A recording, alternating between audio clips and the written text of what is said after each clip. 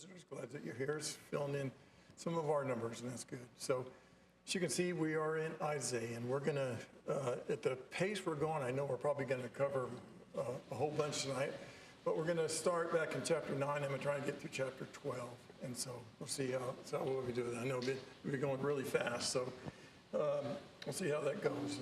If you'll bow with me, we'll start our class with a prayer.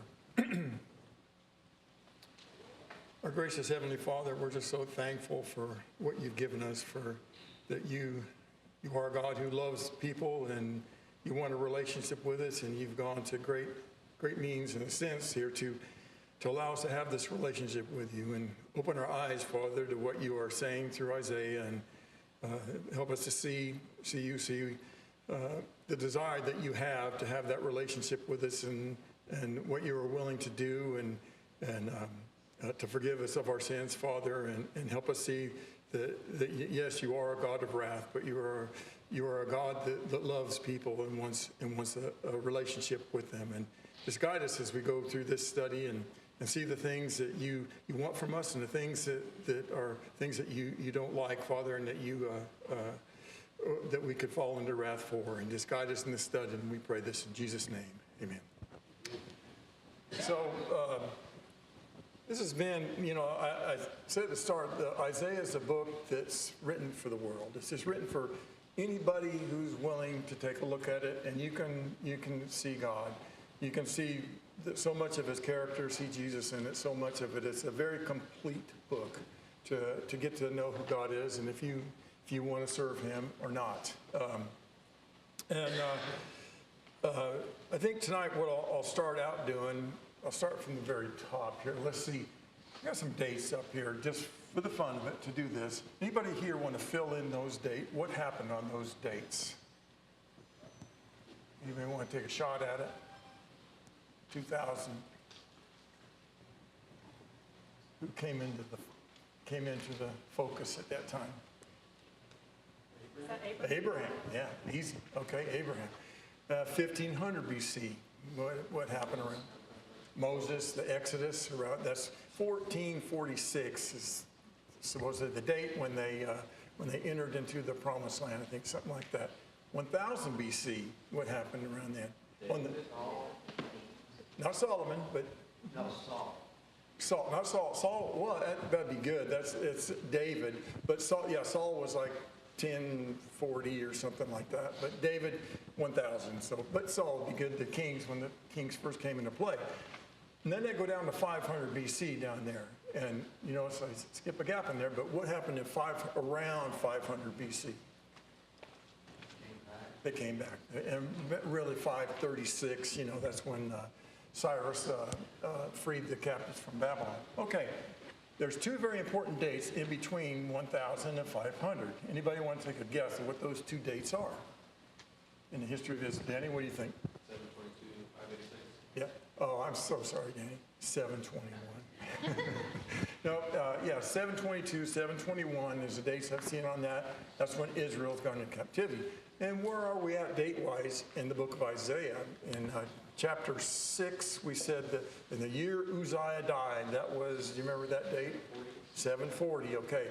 And then in chapter 7, when Isaiah goes out to meet Ahaz at the upper conduit, it's 5 years later, 735. So that's where we're at right about now, between 735 or so and that. But there's another date up there that's very important in the history of the Jews. Anybody remember what date that is? Danny probably knows. I bet Rodney knows. Who else remember? What was Israel went into captivity? 580. Yeah, 586, about 587, they say. Judah, and that's the Babylonian captivity. So those are just some dates to fill in there to give you a rough idea. But we're around 735 BC, as I said. So then we're talking about the outline of Isaiah. And in chapters 1 to 6, remember what happens in them, basically? Isaiah lays out the problems there are and the solution. We see that in chapter 6, what the solution is. And I was thinking about it in... we come to 735 BC, and we look back at 2000 when God really started getting things going. And it's been like over 1,300 years that God has been dealing with the Jewish people. And so when we come to Isaiah, where we're at right now, God, what does he say? Anybody remember what he said in chapter 1 about his people? What did he say about them? He says, my people who I have reared and brought up, and what did he compare them to? But they're just so wayward. And he compared them to what animals? Donkeys, yeah. Donkeys and... what is it? Donkeys and stubbornness and oxen. Oxen. They were dumb and stubborn. Is what he compared them to, and they were quite wicked. They had gone both Israel, the northern kingdom. They had split, of course, and the southern. They were really bad. But the northern kingdom was a little worse, and so 735 BC. How many years are they going to be no more? 14 more years and they're going to be gone. And we'll see that we'll talk about them tonight. But anyway, what we see, the problem and the solution, God has been, and now it's coming to a head. That his people, I'm sorry, I probably keep messing with the mic. But God he's had it with his people, and he's bringing judgment upon them. But in Isaiah, I said Isaiah is all about judgment and what else? Mercy, but hope. Judgment and hope. And that's what we see all through the book. You see, Isaiah brings us into the reality of what the situation is, how wicked the people are, how wicked the kings are, and what they're doing. And there were some pretty bad things they were doing. But at the same time, then he stops and says, but this is what I have in mind. He's looking forward and talks a lot about us, what we're going to do. And also the remnant. You'll see a lot of talk about the remnant of the people that he's going to bring back. There are going to be people that will listen. But it's mostly about what God is going to do. There's still, as I said, judgment is not what? Not the last word. Pardon me? It's not the last word. It's not the last word. That's right. Judgment is never the last word with God. There's always hope in that. Okay, so we see the problem of servanthood and the solution. And what was the solution in chapter 6? If they turn and repent, they'll be made as white as snow. Is that one? Or is that one? Yeah, That's the one. Never mind. yeah. But the solution. How did Isaiah respond? That's I guess what I'm looking for. On a man of unclean lips, among a people and unclean people. Yeah, he in the presence of God, Isaiah became very aware of that he was a man of unclean lips amidst the people of unclean lips. And that's the deal. And he fell to the ground or whatever, and he knew that he did not belong in there, and he knew that anytime you're in the presence of God, remember the children of Israel, that when God was up on the mountain, how scared they were of his presence. And that's what the presence of God is. And we cannot exist in his presence because of his purity is so much that we cannot stand in his presence. And so Isaiah realized that, and I am undone. He was cooked. But then God, with the who was it? Who went and got the coal out of the altar? Was it cherubim or seraphim? Seraphim went and got and touched his lips and says, "You're now clean." And so, what was Isaiah's response then? After he was made clean, here am I, send me. Okay, so that's the solution, because if the people of Israel would come to the same place that Isaiah was, then they can be the people that God wanted. When we come to the place that Isaiah was, when we see who we are before him and our sin, and that we are forgiven these sins by his grace, then, and our attitude is, here am I, send me, then that's that's the kind of people that God is looking for. But anyway, okay. So, chapter 7 to 39, I said, is all about what? What's the main topic through there? Trust. Okay, that's the basis of servanthood. And God spends a lot of time, Isaiah spends a lot of time on this, because this is huge with God, that we have to totally trust him. And we'll see that. We'll see that in examples that we'll look at tonight, that if we do not totally trust him, we can't be useful to him. We have to give our life totally to him, is what he is looking for. Then from 40 to, what are the next chapters? Yeah. 40 to 55. Very good, Darlene. And what happens in those chapters there? Talks about grace. Grace, yes. That's where we see grace, the means of servanthood. We see all these examples of trust. We've got to learn trust, and God gives us all those things. But what will really motivate us trust is grace, and that's where we see the servant, Jesus is introduced, you know, the four servants songs, I guess is what they call them, Isaiah 53 and stuff, is that's the means that will motivate us to serve him. And then from 56 to 66 is basically once we do that, pardon me? Character of servanthood. Yeah, characters of servanthood. You know, this is what he's looking for in his servants once you are at that point. Now, time-wise, chapters, okay, do it up here, 7 to 31 to 39 there, what time period does that cover? Let me remember. 740 till about 700, 690, somewhere in there. It covers, you know, from Uzziah all the way to Hezekiah. Okay, that's the time frame in that, and that's when Isaiah is alive. But interestingly enough, 40 to 55, what period is that? What do you think? The exile? Is that what you're thinking?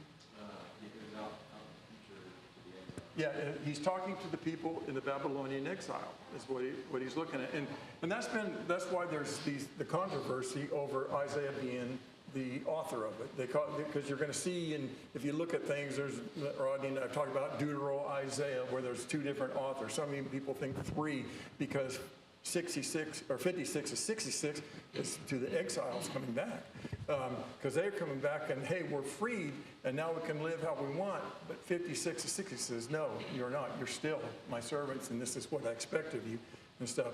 So, but there's what is the thing that you can say about that? Well, how could Isaiah write these things, you know, about, you know, in his own time, and then about people way off in the future like that he talks to them. He's talking to us. How can Isaiah do that? Or how do we know that he was the author of that and it wasn't somebody else?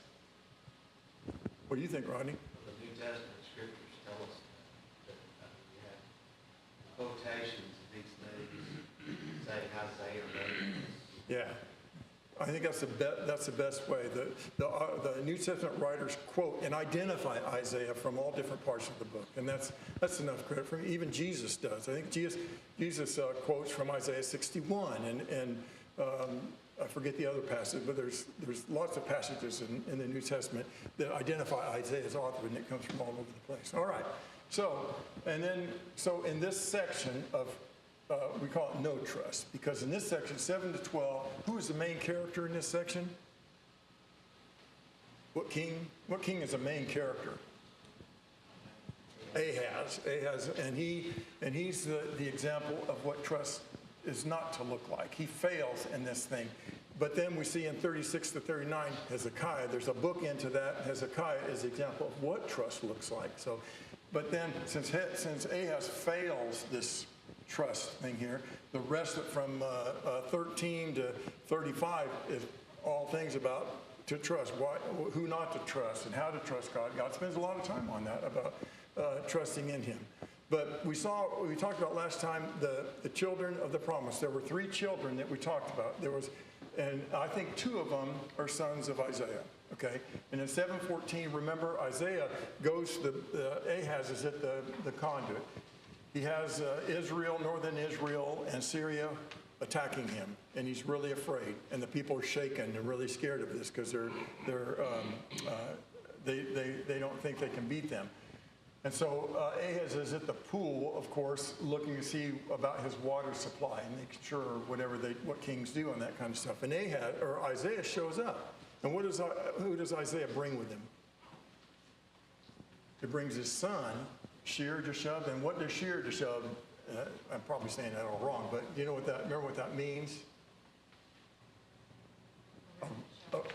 Yeah, a remnant shall return. So here Isaiah shows up with his son. What's his name?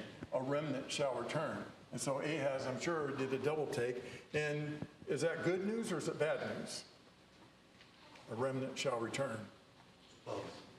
Both. If you say, is it good news or bad news? Yes, both. It is. Good news in what way, Steve? There's going to be a remnant that's going to return. said, but bad news. There's going to be a bunch of them going into captivity. Yeah, it's going to be bad news because then the next son in 8:22, he has another son, and his name is Masher Shalal Hashbaz. You know, they said the longest name in the Bible, but that was. But does anybody remember what that name means? Something about taking the booty or treasure, Yeah. swift and Yes, speed. There's different things. It's speed, spoil, hasten, plunder. Okay, that's another ominous thing to be saying, you know. But these are signs that God is giving, and since Ahaz failed to trust God, because I guess maybe some of you don't know, Isaiah made an offer to Ahaz from God. Remember what offer he was given? He's afraid as can be. Isaiah said, what does Isaiah say to him? Ask for a sign. Anything you want. You know, could you imagine you given that offer from God? Anything you want. And what this underscores is this how wicked and evil of a man that Ahaz was, how warped he was. I don't know if some of you were here, I read some scriptures about in Kings and Chronicles about what he did. He was a bad, bad person. I have no sympathy for him. He deserved everything he got. He sacrificed his own children. He brought down an altar from Damascus because Damascus defeated them, so he wanted the God of Damascus, so he brought that altar, had a copy of it, have his priest make a copy, bring it out and build it and put it in the temple of God and move God's altar, brazen altar, out of the way, put that altar there to make the sacrifices on. He was corrupt as they could be. And his answer to Ahaz, when he asked him that, what do you want? He says, I couldn't tempt God that way. And just so hypocritical and stuff. So God says, okay. And you could tell Isaiah was not happy with him and tells me, you're going to get a sign, and here's a sign. And what the sign was, is he had him, he said, you make this sign, Isaiah, placard, and Meher Shal Hashbad or whatever. One of the signs was, the virgin shall be with child. Okay, that's one of the signs God gave him. The virgin shall be with child. And not the virgin, but I think it means a woman shall be with child. A lot of versions will say virgin, but it really could be translated either one, woman, young woman, or virgin, either one. But shall be a child. And by the time that child is 2 years old, Syria and Damascus are no longer going to be a threat. But then he comes along with his next son and says, because you failed in this, then the spoil hastens or whatever. I'm bringing Assyria in. I could have protected you from Assyria. I could have stopped them, but because you refused, they're coming in, and that's going to be over. And this was also called Emmanuel. Do you remember that? How Emmanuel, God with us. They shall call him Emmanuel. They didn't call the son that, but what that's getting at, the sign of Emmanuel, is that when you see these things, it's because God said this is going to happen, but he's still with us. Despite all this, as God is with us. You see these things happening, but you know it's because God said so, but also because God is with us. And then Jesus is the ultimate fulfillment of that. That what you shall call him Emmanuel, was it saying in the New Testament? They didn't name him that. They never called him that. But that was just a sign God was with us. When Jesus came, God was with him. We'll talk a little bit more about that. Okay, I probably spent way more time on this than I should have. But last week, some of the things that we looked at, I missed saying this. Darlene pointed this out. But right here in chapter 8, where it says here, after they're being told that the Assyrians are going to come in. Okay, it's bad news for you. But Isaiah says this: "But the Lord of hosts, him you shall honor as holy. Let him be your fear. Let him be your dread. And he will become a sanctuary and a stone of offense and a rock of stumbling to both houses of Israel, and a trap and a snare to the inhabitants of Jerusalem." So what would that mean to those people then? People listening back then, what would that mean to them? This is an important thing in every age. And it reminds me of Habakkuk, the same thing. Remember Habakkuk, how he was told, he said, God, why are you allowing the people to be so evil and wicked? And God says, I know that it is, but he said, I have a plan for this. I'm going to bring the Babylonians in, and they're going to destroy the people or judge the people. And Habakkuk taken aback. And he says, you can't do that. They're more wicked than we are. But that's where Habakkuk then makes that famous statement, or God says to him, the just shall live by faith. And it's a similar statement here. It doesn't matter what is going on around you, no matter what the rulers of this earth or people are doing, you just live by your faith and you're going to be okay. And it's saying the same thing here. Those people living in their fear, don't be in fear, because if you fear God and honor him, you're going to be okay. But the people that don't, then they become a rock of stumbling. You know, they will run into him and they won't ever succeed in life. Okay. Any comments or questions about that, buddy? This barrier that's in their place, this stone, I don't know how big it is, but I know that some millstones, you're not stepping over a millstone, which we get. But also, it's amazing how things would be different, how many things would be different if. Like, if they would have done this, if they would have done that, if so-and-so would have done this, would have done that. Things, it's just amazing, as we're going along here, what could have changed? Yeah, it's like with us too, and with them. They could have everything they wanted. They could have safety. They could have prosperity. They could have all that they wanted. God would promise that, but they chose not to. They chose not to listen to God. And as you said, I think that the stone or that struggle is figurative, I think, but it's not. I don't think it's a physical thing, but it's just something that they did. Let's see, where are we at here? I flipped my thing. Okay, and then I thought this was interesting here, and that the verse I have highlighted. It says, "Bind up the testimony, seal the teaching among my disciples. I will wait for the Lord, who is hiding his face from the house of Jacob, and I will hope in him." And this is what Isaiah told the people, or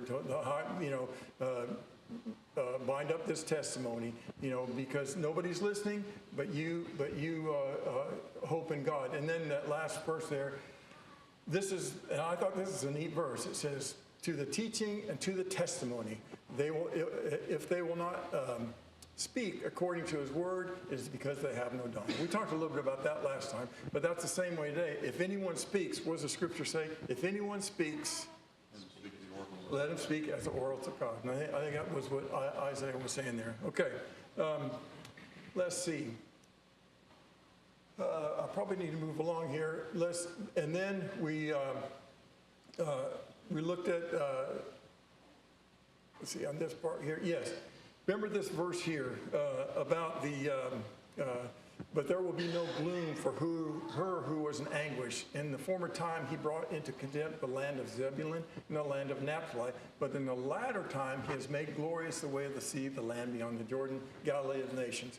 Now, what do we relate this to in the New Testament? You remember, Rodney, that passage? I mean, Christ and his ministry, the shining the light of the Word of God. Yeah.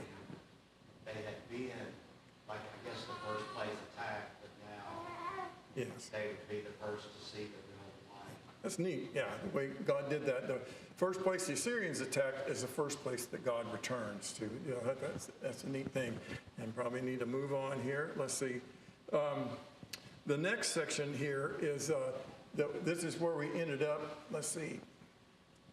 I guess and this is where we have the good news of this, the third child that we talked about. You saw the negative things of the two children that were going to happen, but then God always then inserts hope here. This child here, for verse 6, "For unto us a child is born, to us a son is given," and it goes on to talk about what's going to happen in the future for us. And let's see, I just don't have time to spend on that. Let's see. All right. And then we have a pivot here, okay, and starting in this here. And there are four, see how it says at the end there are 4 poems here, or 4 stanzas to this poem. And it all ends with this: "For all this his anger has not turned away." There's 4 sections of it all the way through chapter 10. And we'll read those real quick to kind of see He's talking to Judah, but he's talking to Israel. You'll see that the northern kingdom is talked about here when he says, I have a word against Jacob, it will fall on Israel. He's talking about them because they are soon to fall. But he's also having Judah. Judah needs to look at this. This is what's going to happen. And this pivot here is about if you would do, this is what you're doing wrong. If you would change these things, then you wouldn't have this trouble with Assyria. See, they think Assyria is a problem, and they're trying to get all this help to fight against Assyria. And what God is saying here, that's not your problem. Your problem is me.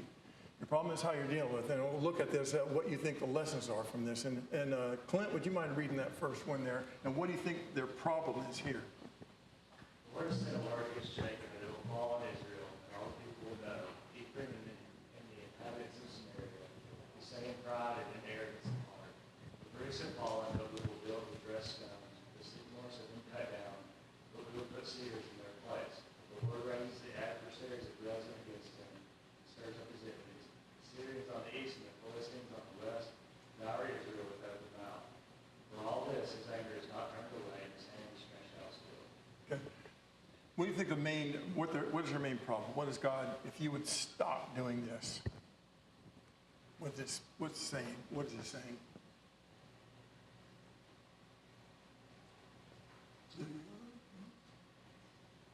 Well, just about pointing to where. With pride and arrogance. Pride and arrogance. That's number one. What are you going to say, Danny? Because they just, no matter what he throws at them, they keep making their own plans and not considering God. Very good. Just going along like it's going. Really good, Danny. Yeah, that's really good. They're so arrogant. This is what they say. They say, the bricks have fallen, but we'll build with better. They think they don't need God. We'll do it better.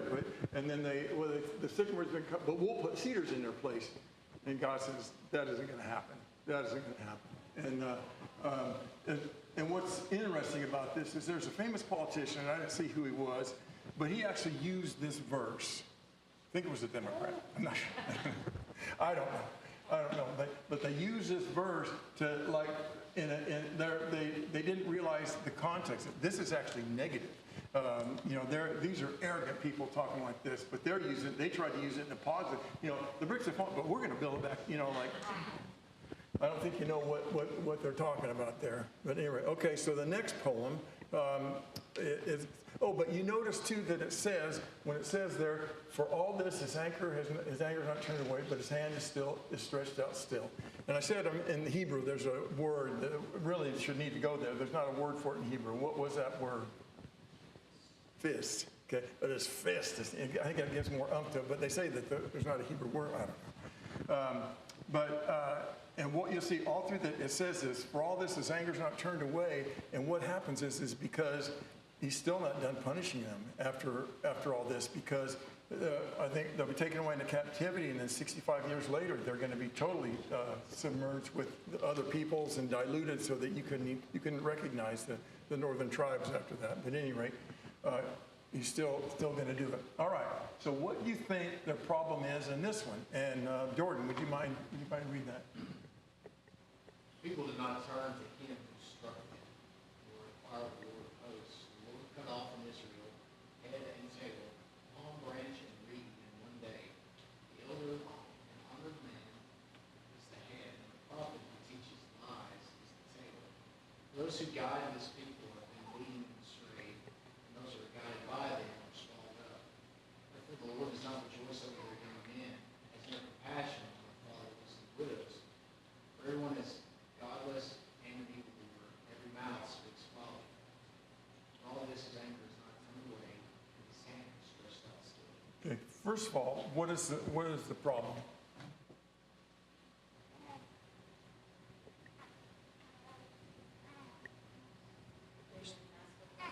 Yeah, they didn't turn to God.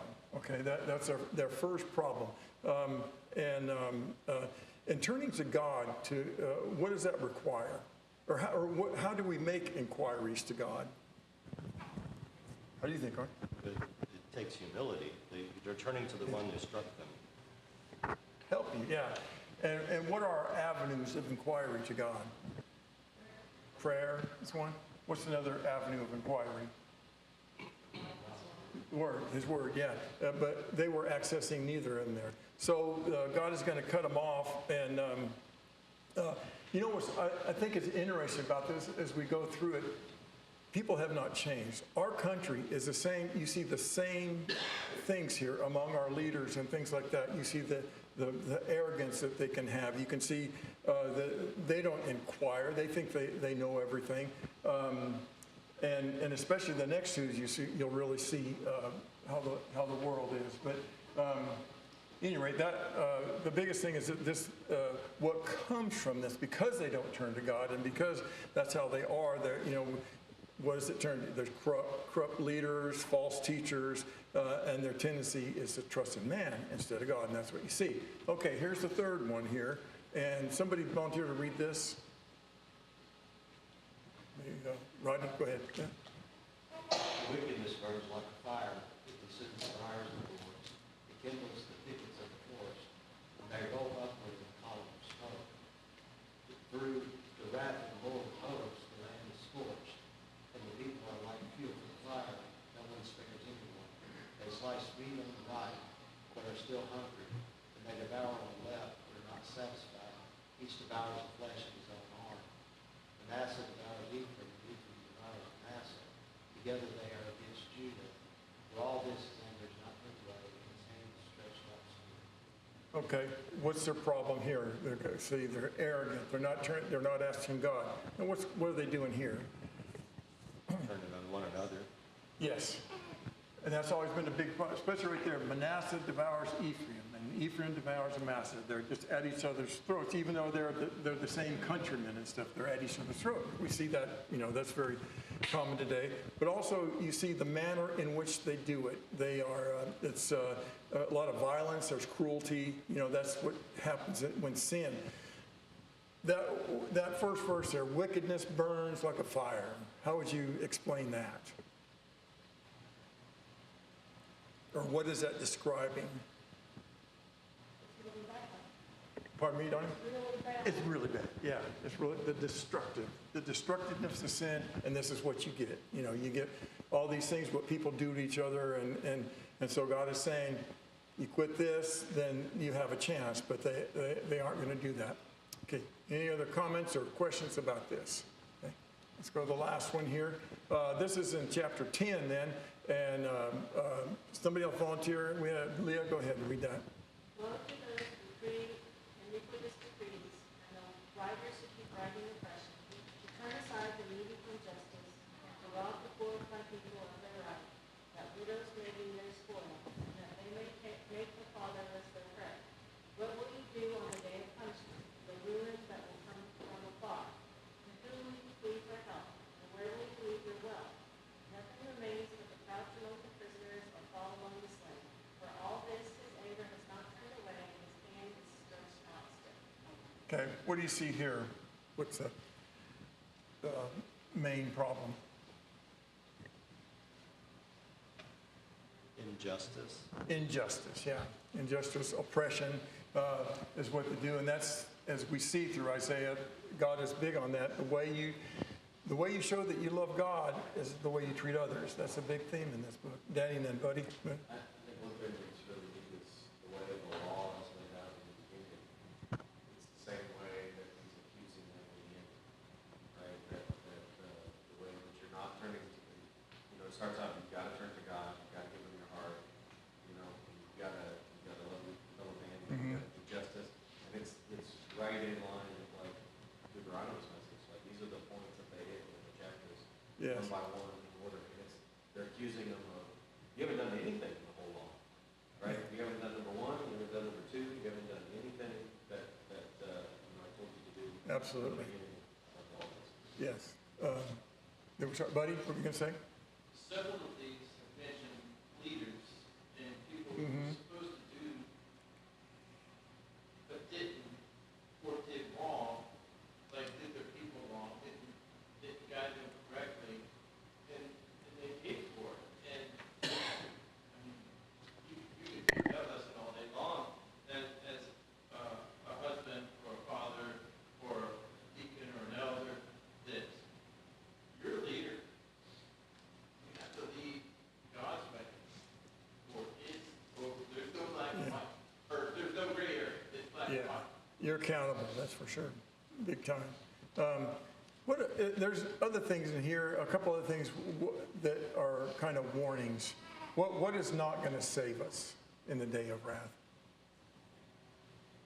That's something to think about. Money. Your wealth isn't going to save you. You know, where are you going to go? And that's the thing, you know, we're put in this world, and whether we like it or not, you know, we're subject to God. You know, and I think that's a difficult decision, I think, for people. Is like in Isaiah, we'll talk about in 55, I remember Andy Cantrell pointing that out, that the most difficult thing for people to give up are their thoughts. You know, and for us, that's what we need to give up our thoughts and submit to God. That's very difficult, and we can all experience that. You know, we want to do what we want to do, and we're very independent. And what God is wanting us is to learn to totally rely on Him and learn to do that. You know, it's not a thing that you learn in a day. It's just a lifetime of that. But He's expressing that a lot in here. Okay, now we see a turn here again. Okay, so they have Ahaz hired Assyria, and remember I said that's like because Syria and Israel and Judah were fighting, and one guy compared it to 3 mice fighting, and one of them hires a cat. So Ahaz reaches out and hires or sends money to the Syrian king because he was up I think he was up attacking Syria up in that area, and Ahaz sends money, a lot of the treasuries from the temple up to him, and Assyria takes it. And what the lesson is in all this, he put his trust in the wrong thing, and I think we might not get to the lesson in all of this.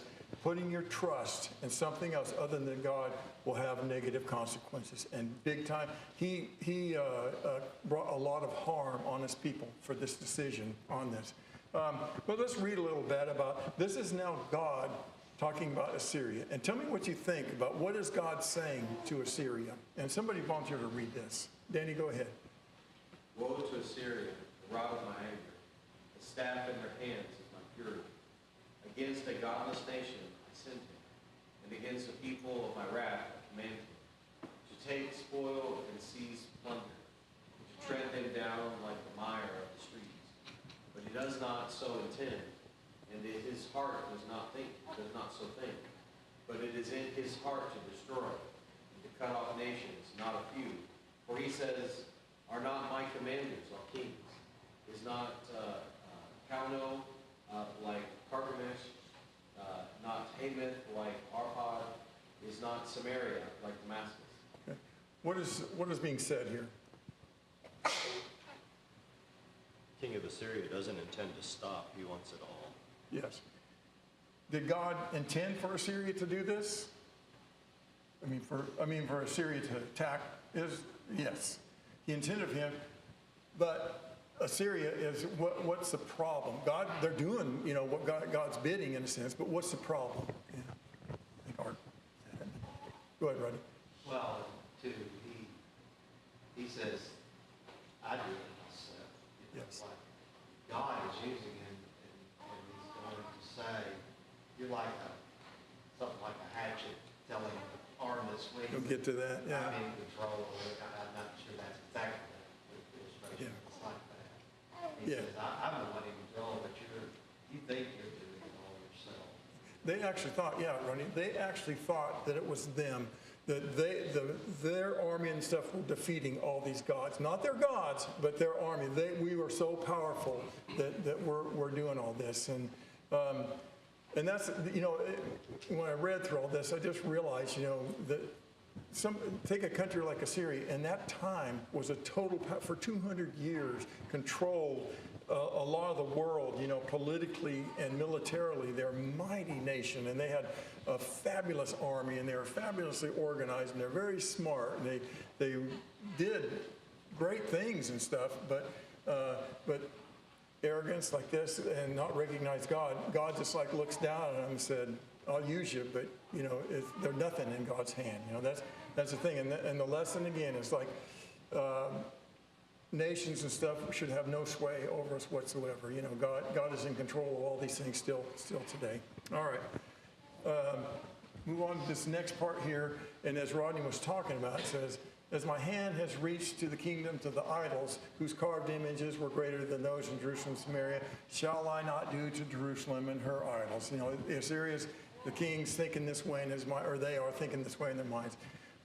When the Lord has finished all his work on Mount Zion and on Jerusalem, he will this is going on different. He will punish the speech of the arrogant heart of the king of Assyria and the boastful look in his eyes. For he says, by the strength of my hand I have done it, and by my wisdom I have understanding. I remove boundaries and peoples and plunder their treasures. Like a bull I bring down those who sit on thrones. And that's how we see that in kingdoms, you know, or in nations, you know, in Russia, North Korea, you know, you see these people, they're just basically bullies and they think they're bigger than they are. But they will be brought down in all of this. Then he goes on to talk about, I need to move along here, but doing the highlighted, therefore the Lord God of hosts will send a wasting sickness among his stout warriors, and under his glory a burning will be kindled like a burning fire. And I think that possibly may be referring to when 30 years later the army of, who was it, Sennacherib, shows up. They had taken all of Judah, and they showed up at the gates of Jerusalem, and they're threatening them. And they talk about that. They defeated the gods of Arpad and all that. Remember, he makes that speech. But then this is what God says is going to happen to them. They're stout warriors. And how many were killed in that night? Was it 184, 185,000? And I'm not sure that was all of them. Some people say it's a whole army, but I think it might not have been the whole army. But anyway, they were going to come to an end here. All right, now move along here. And the most encouraging thing about all this, even though Israel is going to be burnt down, you know, and destroyed and all that stuff, verse 26, it says, in that day the remnant of Israel and the survivors of the house of Jacob will no more lean on him who struck them, but will lean on the Lord, the Holy One of Israel. In truth, a remnant will return, and the remnant to Jacob, to the mighty God. All right. So God, then, we see disaster, but we see hope here. All right. And then, let's see, is there anything I need to look at here? Let's see.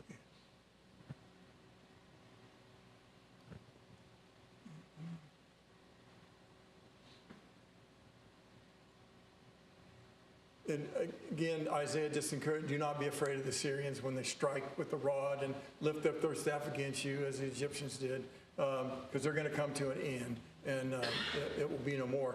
I'm really wanting to get to chapter 12. Let's see. And this here describes how Assyria is coming down through the land, you know, and they're just taking everything as they go. But on this very day, he will be at the final place, or on this hill, and he will shake his fist at the mountain of daughters on the hill of Jerusalem. But that's going to be it. You know, God's going to end their reign. All right. Not sure why I put this in here. What was I going to say with this? I was going to tie into something. The next verses that we get to is it, see how it says, this is in Isaiah 6, he said that all that was going to happen, the holy seed is its stump, okay? Notice how he said that back in there, you know, this is going to happen, all the destruction is going to take place, but the holy seed is its stump. He said that in Isaiah 6. And then you come to Isaiah 11, and then it says, there shall come forth from a shoot of the stump of Jesse. Okay? So, seems like everything's over, but the stump is still there. Everything is destroyed, but the stump is still there. And why do you think he calls it the stump of Jesse? I don't know. Maybe one of you do. There's possibility. What do you think, Art? Are you referring to the stump part or the Jesse part? Yeah. I think it's because Jesus is going to eventually come, and he's not going to be another king in the reign. He's going to be another David. Yeah. He's going back to the original, what was supposed to be. The very source, yeah. And I'm wondering too, or if it was like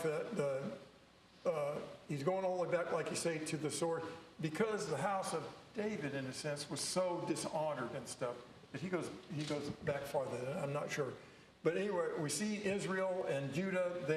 This is looking at them, I think, in the future. That they're down to nothing. It seems like it's over. But, buddy, This word, the stump, that's a remnant of a tree.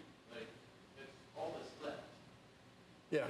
And Jesse's all, well, there's more than Jesse, but there's a rib, he's with that man. Yeah. It just comes down to him.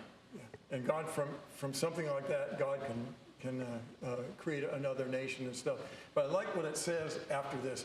And what do you think about this? And then it says, verse 2, it says, and the Spirit of the Lord shall rest upon him, and the Spirit of wisdom and understanding, the Spirit of counsel and might, the Spirit of knowledge and the fear of the Lord, and his delight shall be in the fear of the Lord. What does that remind you of? What do those words remind you of? And it brings to call when Jesus came to earth. Remember what John the Baptist, remember his, and John the Baptist, Jesus has to be baptized, and John didn't want to. And Jesus said, what did he say to John? When John asked him about, I can't baptize you.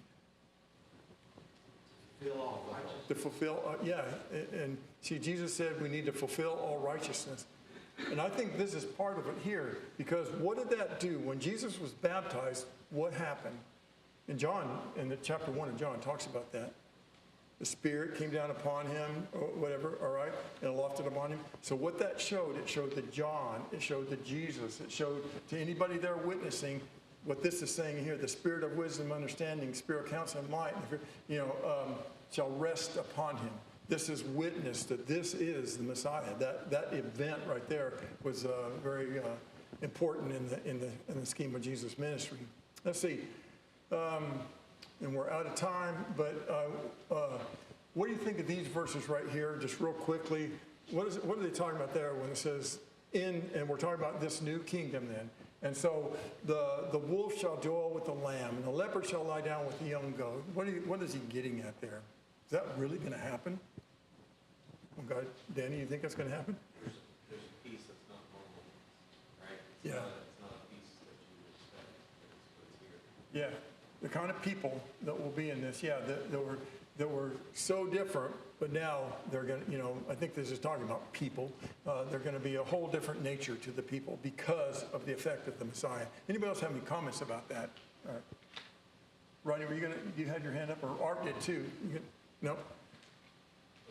It refers to the nursing child and the cobra, that the curse is done away with, the conflict is over, death, murder, sting, all of that is going to be fulfilled with peace. Yes. Jesus is going to nullify all of that. Okay. Let's see. And then what will happen is that for the earth shall be full of the knowledge of the Lord as the waters cover the sea. Rodney?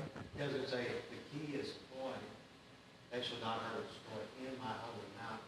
Yeah. It's in that kingdom where and how God's word, the Lord will go out. And that's who those that believe that word and seek it, like earlier we talked about, want to go and learn the ways of the Lord. Those are the people that come into that kingdom. Let's go, Yes. the mountain of the Lord's house. Yeah, let us go to the mountain. Yeah, so that we can learn of his ways. Yeah, that's how it is. Don't fight. Yeah.